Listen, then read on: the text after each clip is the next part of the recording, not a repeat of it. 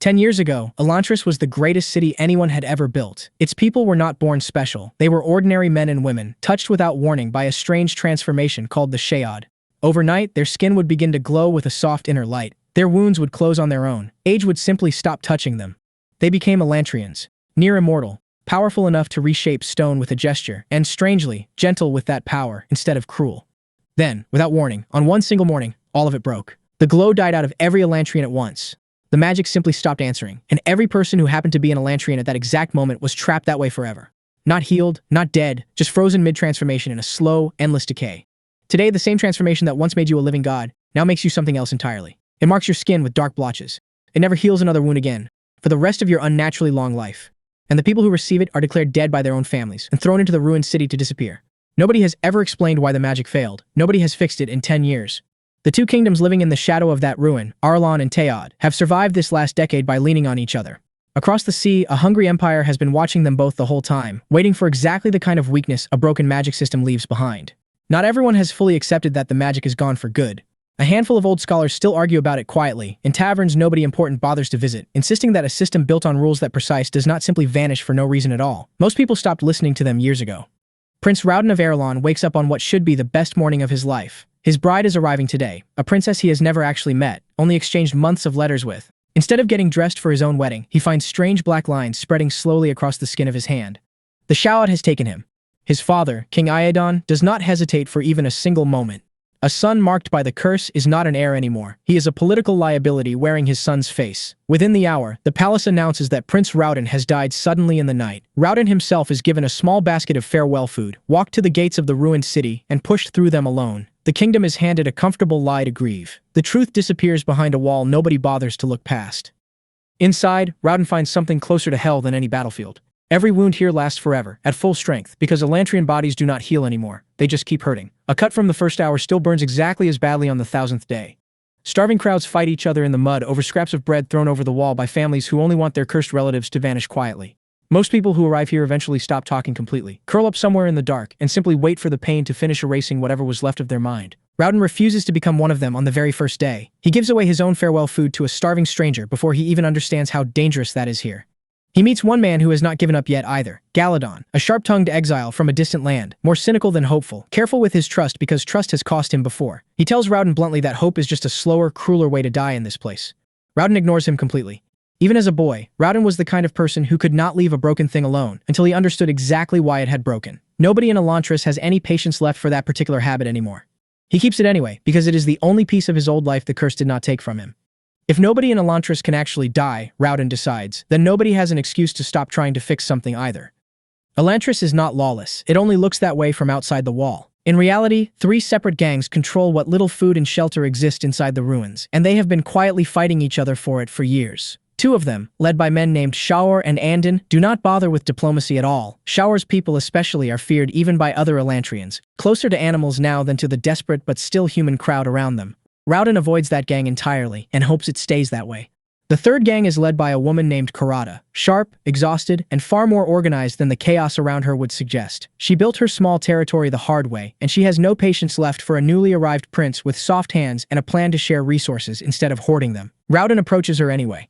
His idea is simple, and to Karada, almost insulting in how naive it sounds. Stop fighting each other over scraps, and start pooling what little the gangs have between them instead. Everyone stays fed a little better. Nobody has to bury a friend over half a loaf of bread. Karada does not trust him. She has watched too many hopeful newcomers break within a month of arriving, but she is also tired, in the specific way of someone who has been surviving instead of living for years, and Rauden's plan is the first one she has heard that does not simply ask her people to suffer more quietly than before. She agrees to a trial, not friendship yet. Just a test, to see if the soft-handed prince can actually make his idea work before people start starving on his promise instead of hers. It is a small, practical alliance. It will turn out to matter enormously later.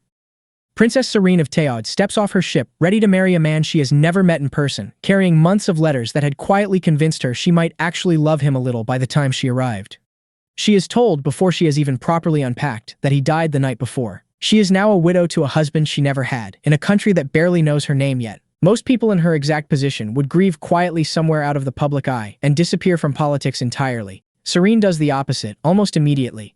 Under Araline law, a royal widow keeps a formal seat at court, so she claims that seat before anyone can suggest otherwise, and starts asking the kind of direct questions that make an entire dinner table go quiet. She is sharp with words, sharper with a fencing blade than most of the men who underestimate her, and impossible to politely dismiss once she has decided a topic matters. She meets King Iadon quickly, and understands him even faster. A man who measures a person's worth strictly in gold, who cared far more about his own fortune than about his son's sudden death, and who clearly has no idea how dangerous that priority is about to become for his entire kingdom. She also meets Hrathen, a foreign priest whose manners are so calm, so careful, so perfectly polite, that Serene distrusts him within the first 5 minutes of conversation, long before she can even explain exactly why. She does not know yet that the man she is publicly mourning is very much alive, half a day's ride away, behind a wall she has not thought to look past. Her own father, King Eventeo of Teod, gave her one blunt piece of advice before she ever boarded the ship: outlive everyone who underestimates her. Arlon is about to give her a great many people to outlive. Hrathen is a Gjorn, a senior priest of a hungry foreign empire, and he has arrived in Arlon with exactly one assignment: convert the entire country to his faith within 3 months. If he fails, his empire's army finishes the conversion instead, with soldiers instead of sermons. Hrathen genuinely believes, or has convinced himself completely, that this is the more merciful option. A fast surrender of belief, he tells himself most nights, saves far more lives in the long run than an actual invasion ever could. He has done this exact job in other countries before. He is good at it. He is careful, patient, and methodical in a way that has worked every previous time. 3 months is generous, by the standards of his empire. Most conquered nations receive considerably less warning than that. His real problem does not come from Arlon at all. It comes from his own second-in-command, named Dylof, whose hatred for the ruined city of Elantris runs so much deeper than simple religious conviction that Hrathen has never managed to fully explain it, even to himself. Dylof does not want 3 months of patient conversion. He wants something faster, and considerably more violent. Every single time Hrathen chooses careful diplomacy, Dylof finds a way to push the watching crowd toward cruelty instead. A public punishment here, an inflammatory sermon there, and piece by piece, the calm, methodical plan Hrathen arrived with keeps slipping further out of his own hands. Hrathen tells himself, more often than he probably should have to, that he is still the one in control of this mission. He has believed that same sentence in every country he has ever converted. This is the first time it has ever felt less than completely true. Inside Elantris, Rauden and Karata start turning a trial alliance into something closer to an actual system. Food gathered from all 3 gangs' territory gets divided based on need instead of force. Simple work gets assigned instead of avoided. It is nowhere close to the glowing city Elantris used to be, but for the first time in 10 years, people here are surviving each other instead of preying on each other. It should not be possible, this far into a decade of rot. Rauden and Karata build it anyway, one exhausting day at a time, arguing constantly about method and agreeing completely on the goal. While digging through the ruins of an old library, Rauden also finds something else: fragile, half-destroyed books describing the city's original magic, called Aeon Door. The magic worked by drawing precise symbols in the air, called aeons, following rules as exact and unforgiving as mathematics. According to every book he finds, the symbols should still work exactly as they always did. They do not. Something changed the underlying rules 10 years ago, and whoever might have understood what, exactly, died or disappeared long before Rauden ever arrived here. Outside the wall, Serene is fighting a completely different kind of war for the same city's survival. She quietly uncovers Hrathen's attempts to bribe frightened nobles and threaten stubborn merchants into abandoning Arlon's independence, and blocks them one at a time, often before Hrathen even realizes she is the one responsible.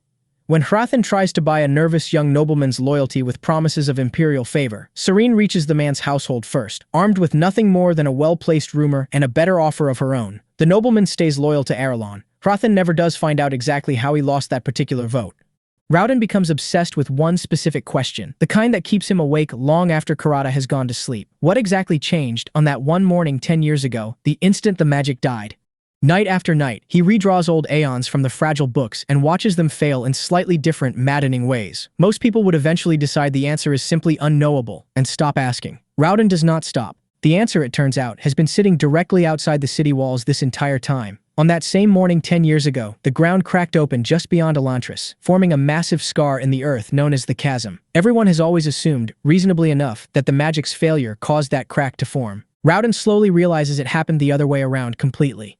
Seen from high enough above, the city of Elantris is shaped like an enormous version of the magic symbols themselves. Every single aeon ever drawn anywhere is silently calculated using the city's exact outline as its geometric reference point. When the earth split open that morning, it shifted the entire shape by one small, invisible fraction. Every spell drawn anywhere in this world for 10 straight years has been microscopically wrong because the reference point itself quietly moved, and nobody alive ever thought to check. Fixing it, in theory, means completing the missing piece, literally redrawing the line the earthquake tore open, correctly this time. Rauden does not yet know how to do that safely, or at the scale an entire dying city would actually require. But for the first time in 10 years, someone in Elantris finally understands why any of this happened at all, and understanding why is usually the first real step toward undoing it. The Fjordell Emperor does not wait for Hrathen's 3 months to run out. He invades early, and the weapon leading the invasion is wearing a priest's robes.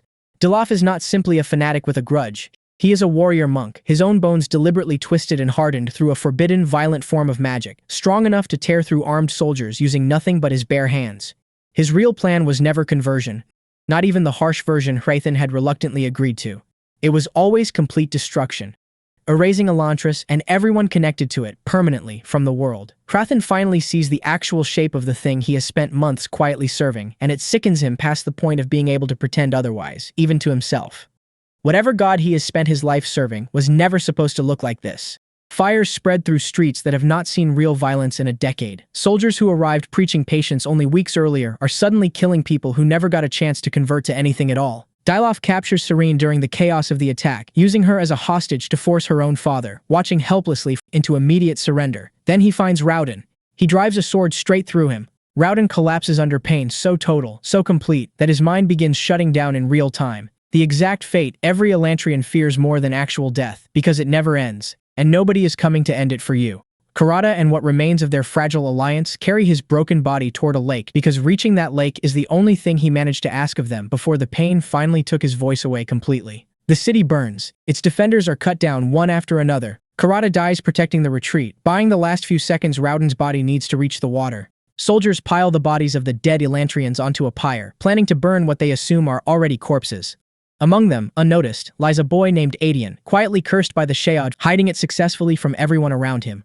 Somewhere in the water, unconscious, drowning in a pain that should have already erased him completely, Rauden has one clear second left before it takes everything. In that one clear second, Rauden finally sees the true shape of the missing piece, not as an idea anymore, but as an exact, complete picture. He pulls himself out of the water on legs that barely hold his weight and runs back into the burning city instead of away from it. At the edge of the chasm, he finishes drawing the line the earthquake tore open 10 years too early to matter, until exactly now. Light explodes straight up out of the ground. The magic does not simply return to Elantris. It floods outward at once into every city built around it, following the shape that was broken and is now, finally, whole again. Every person still lying motionless in the fires, silently cursed and forgotten for a full decade, wakes up completely restored in the same instant.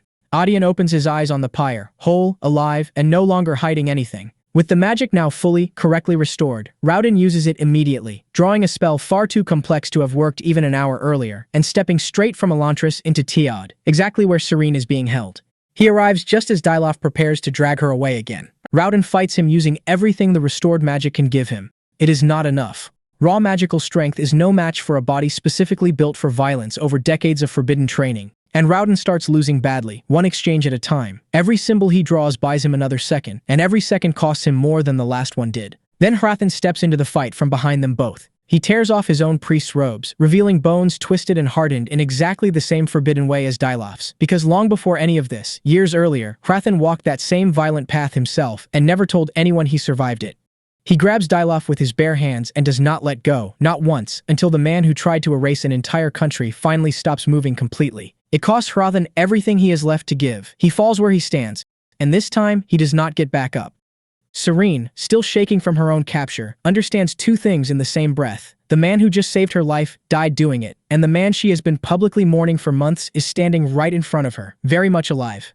For a long moment, neither of them says anything at all. There is simply too much to explain, and not nearly enough time left in the day to explain it properly. Behind them, in the sudden, ringing quiet after a battle, Galadon finds Rauden alive and upright, and says nothing about it either, because some things do not need saying out loud between two people who already know. Rauden and Serene are married in the middle of the wreckage only a few days later, because waiting any longer feels like wasting time neither of them has much patience left for. Elantris glows for the first time in 10 full years, not as a memory this time, but as an actual living city again, filled with people who are, for the first time in a decade, simply people again, instead of curses waiting to happen. Rauden moves his throne into the city itself, ends the old system that once threw people away the instant they were marked by the Shead, and begins building a kingdom that no longer treats the worst day of someone's life as the end of their entire story.